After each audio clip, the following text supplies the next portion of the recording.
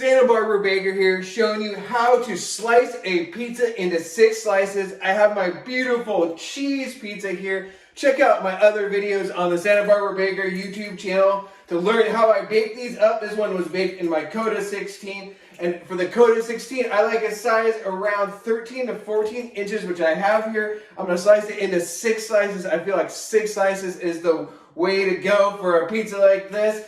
And how do you do 6 slices? Well, the first thing you do is make sure you got a nice handy slicer here and cut it once in half.